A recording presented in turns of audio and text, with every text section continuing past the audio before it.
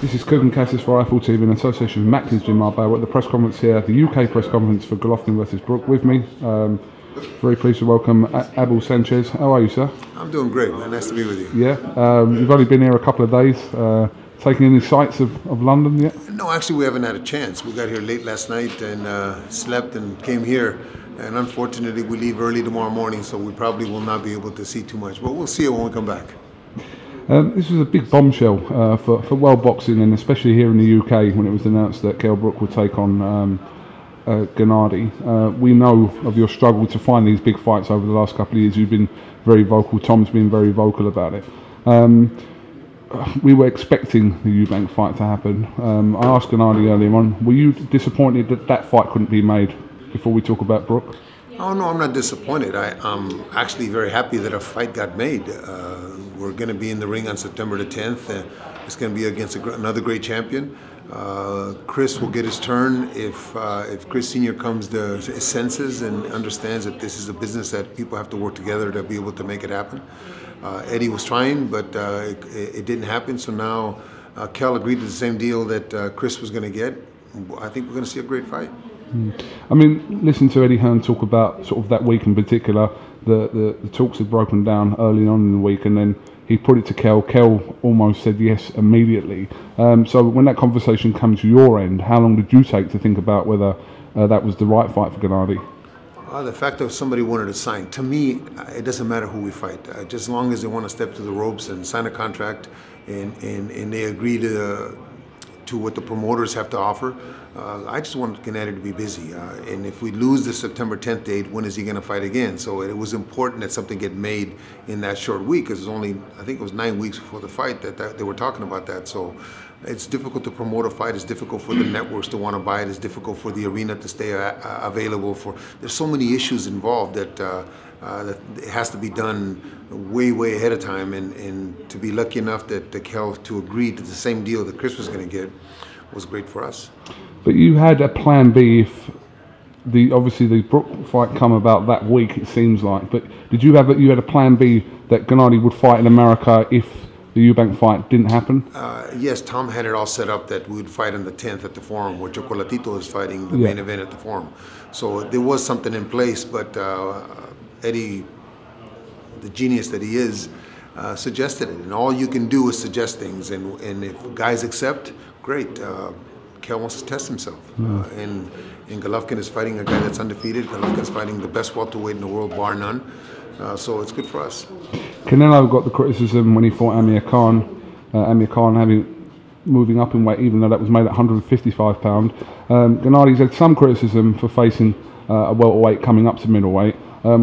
Do you see where people's issues would be with that? First of all, it wasn't us that chose the 160 pounds. We fight at 160 pounds. If Kell would have said he wants to fight at 58, then we would have said no. It would have been somebody else. It wouldn't have been Kell. Yeah. Kell's the one that said he wanted to fight at 160 because he didn't want no issues.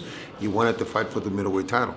As far as Khan and Canelo are concerned, Khan was knocked out by a lightweight when he started his career as a 135 pounder, was knocked out by Prescott in one round. Then was knocked out by Garcia at 140 pounds. And then everybody that fought him after that hurt him or put him down. So he's not a welterweight. He's not a guy that moved up to 155 pounds. He was 135 pounds. He was never a guy that was at that division. But by fight time, Kell will probably be bigger than GENNADY. GENNADY usually weighs about 170 pounds. Where even though the fight was fought at 155 for the Khan and Canelo, Khan estimates, I think I read somewhere, that he weighed 187 by fight time, or somebody told him that he weighed 187. Golovkin will be 170, 171. So there's big differences, but of course it's going to be comparisons. We're fighting a guy that's undefeated. We're fighting a guy that's the best welterweight in the world. You could never say that about Khan either way, you know. So we just look forward to a tough fight. And the fact that it got sold, the tickets got sold in 11 minutes, just tells me that the UK fans understand not only the importance of this fight, but the fact that it could be a competitive fight.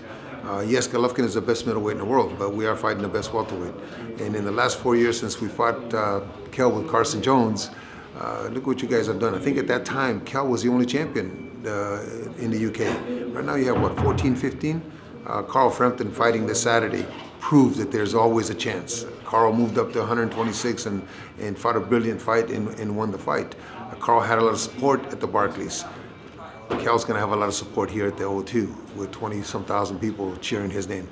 Abel, you, Gennady and Tom were sat there when Canelo beat Amir Khan. Canelo called Gennady into the ring. Oscar's words were, "We're going to phone Team Golovkin in the morning and get this moving." And I think it was the first positive sign we had. This fight could happen. So 2 weeks later, we see Canelo vacate the WBC middleweight title, and that fight kind of died there, but was put on hold there. But were there talks regarding that, as Oscar said that he was going to phone your team? That day that he called us into the ring, he made a lot of comments about manhood. He made a lot of comments about Mexicans do it a certain way. Well, the Mexicans do it a certain way. He sure isn't a Mexican.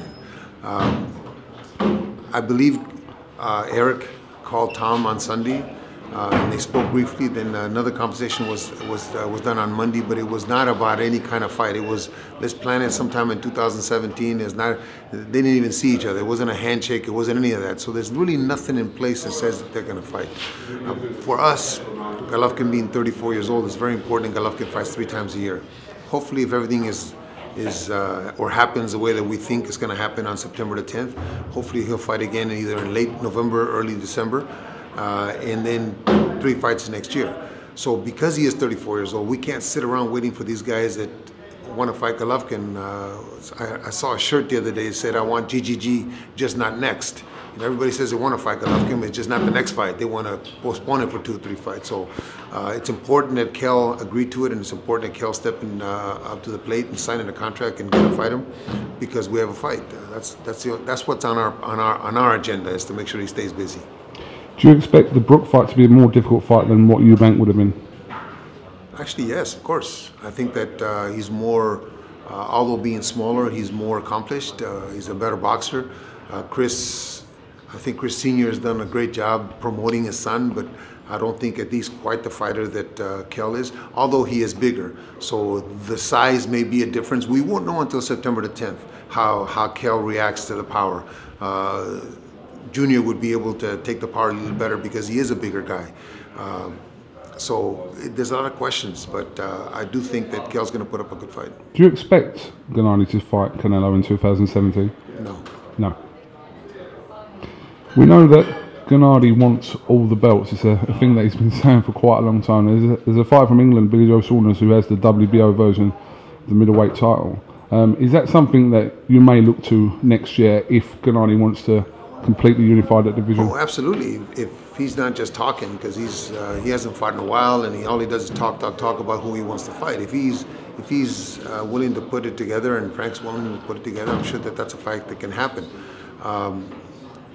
And when I said about Canelo not fighting us, it may happen, but you know what? I have to look at what's directly in front of us. There is talk of Saunders fighting Canelo, right?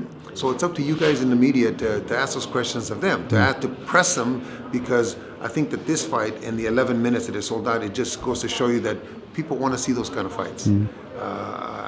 I don't think that it's just because Golovkin's in the UK. I think it's because if Golovkin was fighting a nobody in the UK, it wouldn't have sold out in 11 minutes.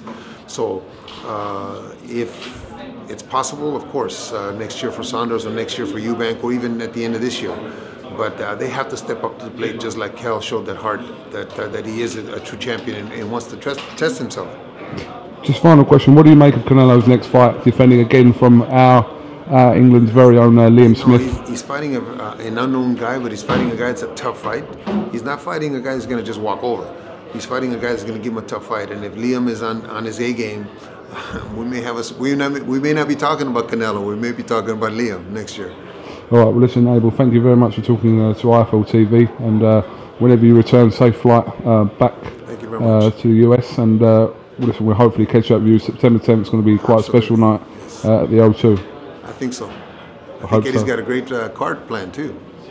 Hope so. Eddie always tries to do that, so yeah, definitely. Thank you very much for talking to us.